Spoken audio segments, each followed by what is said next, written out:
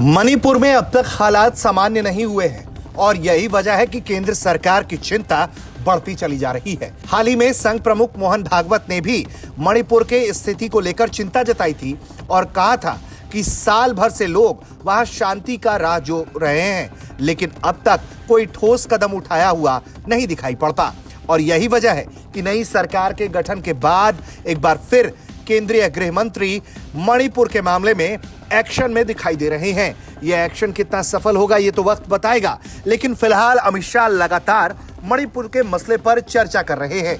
केंद्रीय गृह एवं सहकारिता मंत्री अमित शाह ने नई दिल्ली में मणिपुर की सुरक्षा स्थिति की समीक्षा के लिए उच्च स्तरीय बैठक की अध्यक्षता की।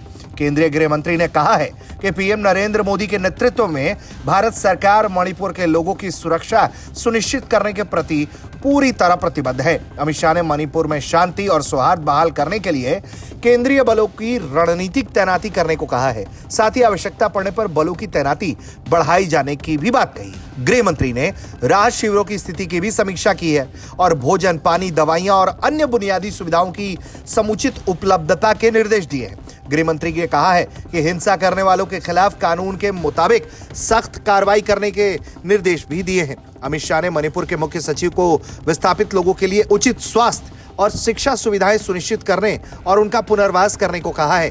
केंद्रीय गृह मंत्री ने कहा है कि गृह मंत्रालय जल्द ही दोनों समूहों यानी कि मैतेई और कुकी से बात करेंगे ताकि दोनों समुदाय के बीच खाई को पाटा जा सके।